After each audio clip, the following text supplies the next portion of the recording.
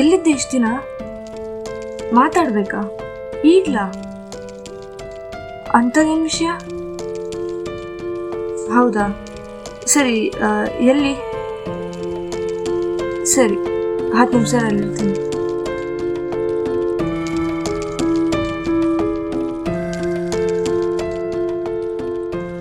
Breakup. ಯಾಕೆ? ನಮ್ಮಿಬ್ರಿಗೂ ಇದೆಲ್ಲ set ಆಗ್ತಾ ಇಲ್ಲ. ಏನಾಯ್ತು ಅಂತ ಅದ್ರ ಹೇಳ್ಬೋದಲ್ವ? ಇದೆಲ್ಲ ಆಗಲ್ಲ ಅಂತ ನಾನು ಹೇಳ್ತಾ ಇದ್ದೀನಿ ತಾನೇ, ಬಿಟ್ಬಿಡು ಅಷ್ಟೇ. ಹೀಗೆ ಹೇಳಿದ್ರೆ ಹೆಂಗೆ?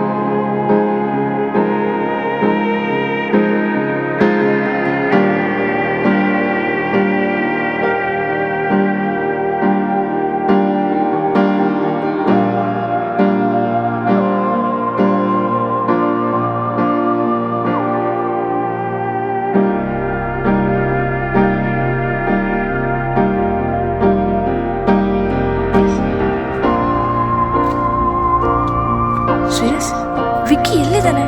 ಹತ್ತತ್ರ 2-3 ತಿಂಗಳು ಮೇಲಾಯ್ತು ಅವನು ನೋಡಿ. ಎಲ್ಲಿದ್ದಾನ ಅವನು? ಅಲ್ಲ, ಎಲ್ಲಿ ಅಂತ ಕೇಳ್ತಿದ್ದೀನಿ ನಾನು. ಎಲ್ಲಿದ್ದಾನ ಅವನು? ಎಲ್ಲಿ? ಇಲ್ಲೇ ಕರ್ಕೊಂಬಂದಿದ್ಯಾ? ಈಗಲಾದ್ರೂ ಏನಂತ ಹೇಳ್ಬೋದಲ್ವಾ? ಅವನೆಲ್ಲಿ ಎಲ್ಲಿ ಅಂತ ಕೇಳ್ತಾ ಇದ್ದಲ್ಲ, ಇಲ್ಲೇ ಇದ್ದಾನೆ ನೋಡು. ಇಲ್ಲಿದ್ದಾನ? ಏನಂತಿದ್ಯಾ? ಅದೇನಂತ ಸರಿಯಾಗಿ ಹೇಳು. ಅವನಿಗಿಲ್ಲ ಆರಾಧ್ಯ, ಅವನಿಗಿಲ್ಲ.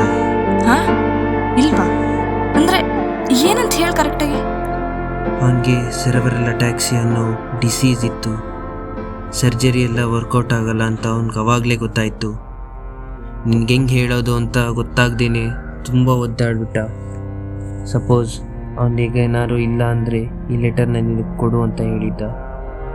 I am sorry Aaradhya, I am ಸಾರಿ.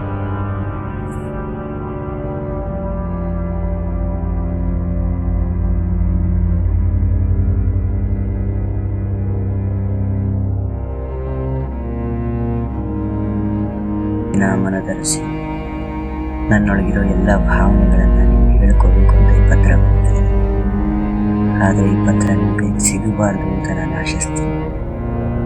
ಇಷ್ಟು ದಿನ ನಿನ್ನೊಳಗಾಗ್ತಾ ಇದ್ದಿದ್ದು ನೋವು, ಹಿಂಸೆ ಏನನ್ನು ನಾನು ತೋರಿಸ್ಕೊಂಡಿಲ್ಲ. ಈಗಲೂ ಹೇಳ್ಕೊಳ್ಳೋದಕ್ಕೆ ಇಷ್ಟ ಇಲ್ಲ. ಆದರೆ ಏನು ಮಾಡಲಿ, ನನಗಿನ್ನ ಜಾಸ್ತಿ ದಿನಗಳು ಉಳಿದಿಲ್ಲ. ಪ್ರಾಣಕ್ಕಿಂತ ಹೆಚ್ಚಾಗಿ ಕಾಪಾಡ್ಕೊಂಡು ಬಂದಿರೋ ನಮ್ಮ ಪ್ರೀತಿನ ಕೊನೆಗೆ ನನ್ನ ಪ್ರಾಣದ ಕಾರಣಕ್ಕೆ ನನ್ನ ಕೈಯಾರೆ ನಾನೇ ಕೊಳ್ತಾ ಇರೋದು ನನಗೆ ತುಂಬ ನೋವಾಗ್ತಾ ಇದೆ.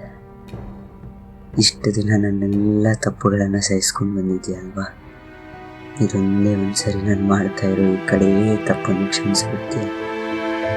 ಐ ಆಮ್ ಸಾರಿ ಕಣೋ, I am sorry. I am ಸಾರಿ.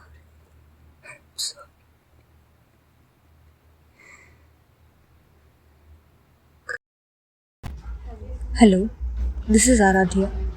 ನಿಮ್ಮ ಹಾಸ್ಪಿಟಲ್ಗೆ ಸೆರೆಬ್ರಲ್ ಅತಾಕ್ಸಿಯಿಂದ ಯಾರು ಅಡ್ಮಿಟ್ ಆದರೂ ದಯವಿಟ್ಟು ನನ್ನ ಕಾಂಟ್ಯಾಕ್ಟ್ ಮಾಡಿ. ನನ್ನ ಕೈಲಿ ಆದಷ್ಟು ಹೆಲ್ಪ್ನ ಮಾಡ್ತೀನಿ. Thank you.